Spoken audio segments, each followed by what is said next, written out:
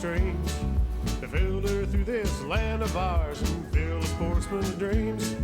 Enjoy what nature holds for us, her bounty never ends. Getting back to basics with the practical sportsman. It's always an adventure, no matter where we go. From a favorite hunting spot to the hottest fishing hole. Outdoor life we all can share with family and friends. We'll do it all together with a practical sportsman. We'll do it all together with a practical sportsman. Hello, sportsmen. Hey, how do you like this hot weather? Whew, man, it's a killer to us humans. We don't tend to get a lot of work done in the heat, but there is a creature that works year-round, the busy beaver. And since fur prices have been at rock bottom, beaver have flourished all over, causing a lot of problems and property damage. But it gives us a chance to study beavers. We'll dig into this and a lot more in this program, so you stay tuned. I'm Fred Trost, and you're watching The Practical Sportsman.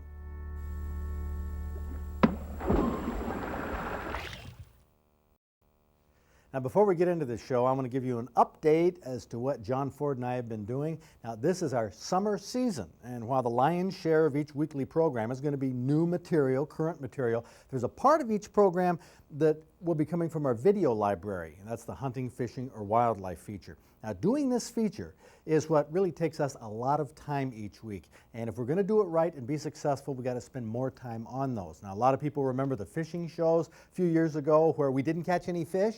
You know why I didn't catch any fish? Well, that's because we were taping these shows just a few days before we put them on the air, and if I didn't catch anything, you didn't see anything. That's life in the outdoors, though. But for the coming TV season, which we're starting on September 8th, the features you see will reflect more planning and more time that we're putting into each one. And for example, last week, John Ford and I were in Canada, the Elliott Lake area. We spent 6 days on a bear hunt. 2 days it rained, it was cold, we didn't see a bear, but the other days were quite interesting. Here's a preview of what you'll be seeing this September. He's right behind us.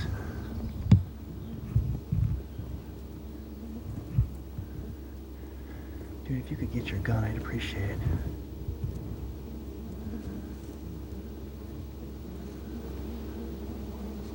No, Donna. Yes. You? Get your gun right now.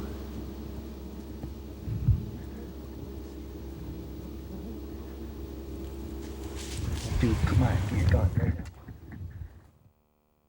Ooh, that was exciting stuff. And that footage will be the subject of the first 2 shows in our fall season starting in September. Meanwhile, on this show, we're going to look at a critter, well, we videotaped it back in 1988. Now, these are not nearly as dangerous as bears, but beavers are far more destructive than all the bears in North America, causing millions of dollars of damage to roads, highways, and property.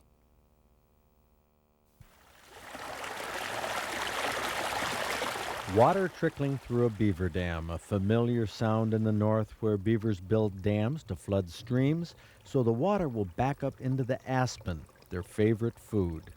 Beaver also flood roads, causing millions of dollars worth of damage each year, which makes them very unpopular with county road commissions in the North Country.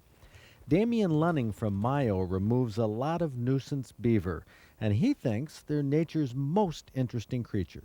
Well, he's built up a couple feet here, maybe 2 feet of the dam? Yeah, right here it is. Down further, I would say it's about 4 foot. Now, what's our strategy? Where are we going to be up? You can see the house right there. That's where he and his wife lives. Is that the... That's where they're sleeping right now, I guess. Well, what we're going to do is just go up by it, and what we need is a wind in our favor to blow the lure across the pond, so once he comes out, he gets a whiff of it, and then he'll come over to us. So our beaver that we want to film yet in daylight is sleeping. I would say he's in there sleeping, yes. Does he hear us, you suppose? We've made quite a bit of noise, so I'm sure he knows something's out here, but... And you say you can pull his chain here to get him... Yeah, hopefully... Ring his doorbell? Hopefully I can get him to come out. I got a pretty good-sized rock in my pocket here, and I picture out in a pond that sounds like another beaver slapping its tail. Oh. And usually that rousts them out fairly fast. Get this scent out here, Damien. This is from the castor gland, you say, of a beaver. Right. the bigger chunks is what's on the side of the gland, and then there's a watery type of liquid in there too. And this would come off of, or the back leg or something of the beaver? Right at the vent. Oh, or around underneath the tail. Right. And then how does the beaver normally, if he was going to mark his territory, how would he deposit that? Okay, what they do is they'll grab some mud, bring it up on the bank, turn around and just squirt some of this castor out on the mud. So they don't just leave it as they go, No, they squirted it, at will. So we're going to put this in the air, and after the slap on the water and the scent in the air. Right. As soon as the beaver comes out, we dab that stick in there, and, he should beeline over here. Well, this will be interesting.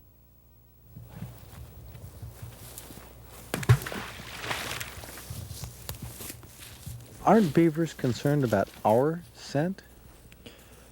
Normally they're not. Like I say, they're at home in the water, and they don't feel threatened in the water. So, we shouldn't have any problem with human odor. So we're going to put this castor oil that's the scent of another beaver out here and then antagonize this beaver. Will the one that comes up, will that be the male or the female, or do you know? We won't be able to tell, but it will probably be the male. They're the ones that are usually more aggressive. The female's pregnant right now, and more than likely we're not going to even see her. Not only didn't we see the female, but we never saw the male. Evidently they heard us talking and moving around and decided to stay inside their lodge. Another night, on another pond, we set up again more quietly and soon saw the bubbles of a beaver family coming out to investigate. I held the stick with the oil from a beaver's castor gland, letting the wind carry it over the pond, and right away a beaver moved in. You can see it in the water in the upper left of the frame. It decides not to come any closer. It doesn't see another beaver, but the castorium, as it's called, definitely has its interest. So he'll come up. How close will he get to us? Well, we've had him within 6 inches of his 6 hand. inches? Yeah. And does it want to fight or what? Not really. It knows that we're not another beaver, and it just looks at you and blows air out through its nose, and then it'll slap its tail and swim out in the pond and do that a couple times. Put on a little performance. Really, I think more or less trying to get us out of here. There were 3 beaver from this family cruising in front of me, taking turns coming in close to check out that strange castorium.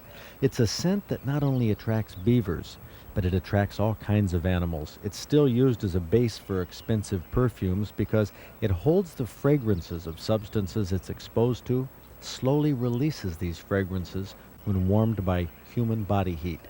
Now this beaver glides quietly through the many tunnels and gullies they create all over the pond, most useful to them in the winter when the surface water is frozen.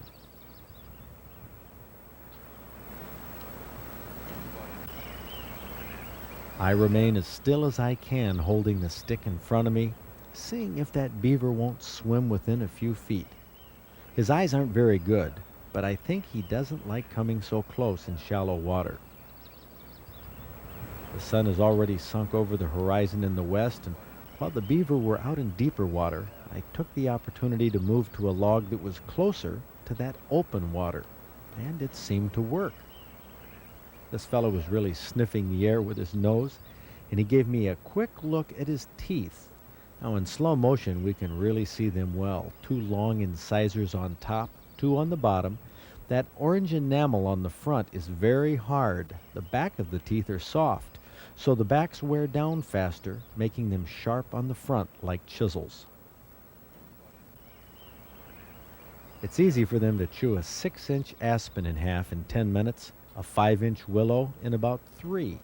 The world record, if there is one, was 37 inches in diameter, a 110-foot tall cottonwood tree that was felled by beavers in British Columbia. Now these beavers won't start to work on their trees until after dark, and I imagine they'll be on the lookout for that strange beaver that they swore they smelled by the edge of the pond just before sundown. But they did their best to scare it away. That's a famous beaver behavior, the way a beaver signals alarm to other beavers. I agree with Damian Lunning. The beaver, one of the most interesting creatures in our great outdoors.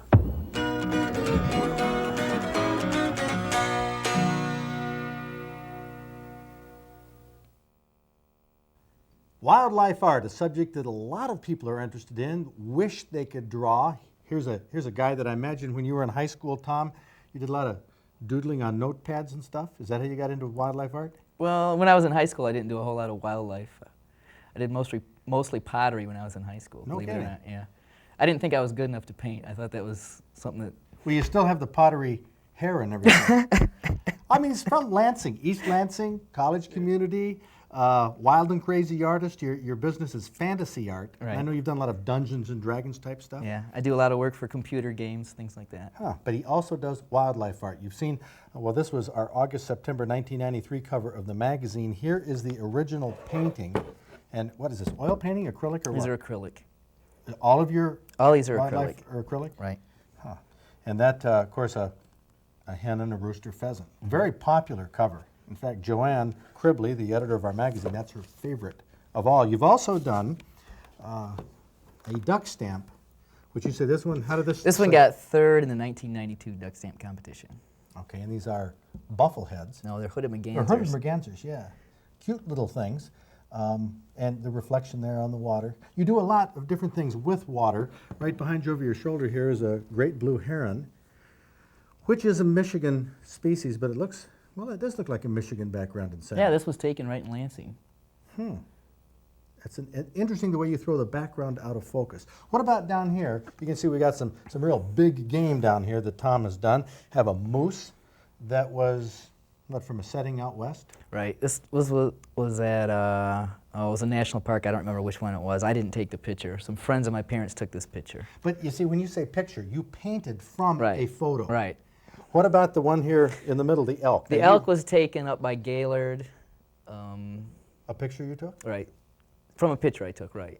And was it all one picture? I mean, was that? No. The elk was taken separately. The background was taken separately. The elk was actually running across the road when I photographed it. Now, what about the wolves?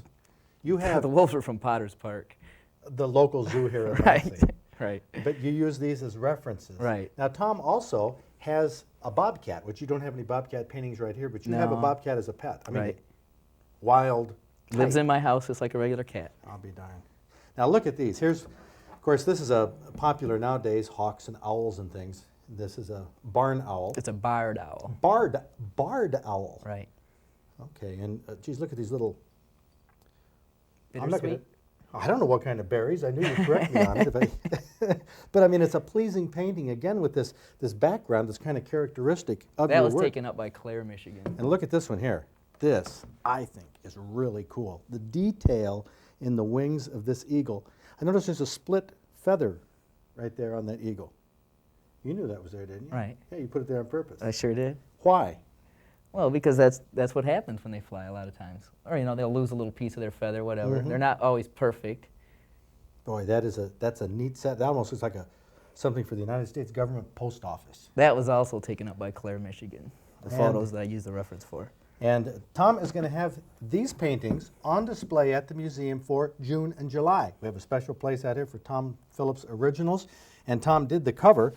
If you see on our current edition of the Practical Sportsman magazine, this is the painting on the cover. This, I think, it's just one of our all-time favorites here in the office. What you did with the water down here, very unusual. That's just with a brush or airbrush or what? No, that's all done with a brush. A lot of these do have airbrush in them, but there's no airbrush at all in that picture. Okay, well, let's take this chili here first. Tim, why don't you get in there and dish that up? Show the camera what's in it. What is in that, the ingredients? It's kidney beans, jalapeno peppers, onions, What about the- sliced tomatoes. This should be venison, but it's Well- ground sirloin now because I didn't get a deer this year. So. You were pinch hitting. In fact, we got you at the last minute to bring this. 'Cause Well, that's okay. what do you think? Is that chili hot? It's got a bite to it. Definitely not boring. It's very No, not boring. Oh, that's Kind of wonder what each one of these Yeah, items are going to that's- do to it as you add them in. It's almost close to ahuya chili. You know, that stuff will really wake you up. One of the things I found doing this over deer camp, you had to make a generic recipe, and then you Excuse me. you put things out like this so that everyone can do their own thing. You know, this amazes me. This man's a chef, and look what he's doing to the Oh. chili. Every time you put Just something why different in don't there, you it just changes. Put things out and let people dice it up the way they want. Boy, the things you learn about people when you watch them do this. These ones are pretty good. It's different every time, too. Really good and spicy. The mouth-watering recipes you see on the Practical Sports. Now we have whitetail doe in velvet. You got this, with a bow. What'd you think when this thing came up? Well, I thought I had the big buck until my brother came around and said, "No, you got a doe." Yeah, right, you said. Yeah, I didn't believe him, but he said, "Yeah, it's a doe." How many people went back and lifted up the leg on that deer and said, I'll be darned. Hundreds. Everybody thought I was crazy. I kept saying, "I got an 8-point doe." No way, no such thing. So did you field dress it? No, we took it home and. Took it home, because I mean, that would wreck the story. Yep. But you did. So this is what a 7-point doe looks like. I mean, or 8-point, and in every other respect, it looked like a buck, huh? Yep. Except It was even back with in. another doe too, following a doe just like a buck, and I'll be darned. That would have been interesting just to watch, huh? yeah. Okay, well, very good. Got that with a Jennings Black Lightning 50-pounder. Joe Weisenbach, congratulations. Thanks. This is Ron Allen, who was fishing Bruin Lake with a jitterbug. Yeah, I love That's cool. jitterbugs. That's my favorite way to fish for bass. I mean, that's a classic bait, surface bait. Yep. And you got these on the 30th of May. Yeah, I've caught 16 this year that were this size. No kidding. On jitterbugs? On jitterbugs from 12 to 2 in the morning. Black nights. No kidding. So was this? Oh, this was a midnight job too? Yeah, that's the way I like fishing for bass. That's where you get the big ones, I feel. And these, what's the story behind this mount? This was mine and Jim Swanson, a friend of mine's idea, to make them look natural in their natural environment. That's terrific. 16 of these. I'd shake your hand, but man, if you dropped this, I'd really feel bad. Yeah. That's terrific. Thanks. Well, thanks a lot. Ron Allen. Usually at this part of the show in the museum, we introduce a new critter that Tim Hayes is working on. Now we got a new worker that's working on a critter. You got somebody you've brought in here, Tim. Yeah, brought in Wade Miller to help get me caught up on my backlog a little bit. Backlog? Taxidermists have a backlog? Always. Always. You've taken a professional taxidermy class, right, Wade? Yeah, I went to Pennsylvania Institute of Taxidermy. How long does that course take? 15 weeks. 15 weeks, and it costs what? It was $15,000. Oh, $1,000 a week to learn taxidermy. Yeah. Did you get your money's worth? I got my money's worth. Okay, and now you're here building your taxidermy business with Tim. Right. Does this mean that we'll pretty much most every day somebody will be here working? Well, we're going to play it by ear for right now. We're still going to be here Tuesdays, Wednesdays, Fridays, and Saturdays for sure. Okay. So. But maybe we can persuade, maybe Wade will come up on Sundays. Oh, yeah. Wade? I'm here. Okay, we have confirmed he can work and talk at the same time. Oh, yeah. What are you working on? It's a red fox. It's going to be a life size. Okay, and you're getting the last of the meat off of the hide before Right. it's going to be tanned? Right. It's being fleshed. How's he doing? Is he working fast enough? Yeah, he's getting there. He just needs a little more experience. He does a good job, but and that's what counts. So you can come and watch Wade work, ask him about the profession of taxidermy, and I'm just checking. He's doing good. He's keeping Oh, yeah. working. Okay, well, stop by the museum and see these fellows work on taxidermy.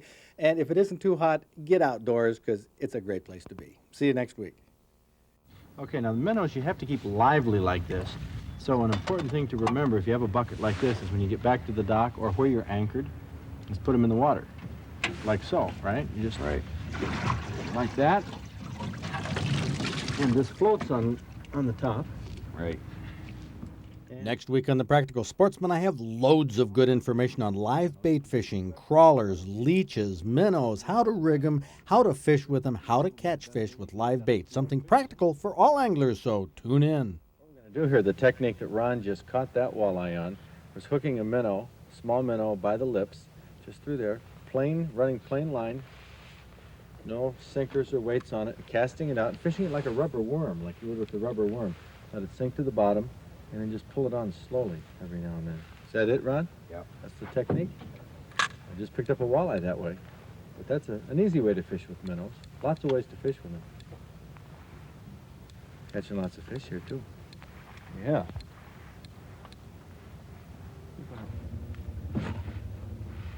Yep. All right. Yep. Get that net. We don't want to lose this one. This feels pretty good, too. Pike, too. What? It might be a pike, Might too. be a pike? All right. Yeah, could be either. Okay. You ready, Eddie? I'm ready. That man is ready here. Oh, ho. Oh, this looks like I haven't seen it yet. I'm just Here it is. Oh, it's a little rock bass. rock this. Rock bass? Yeah. We have, no, I can get it. Oh, I'll okay. get it here. Well, that's done with the minnow. Oh, that's not a bad one.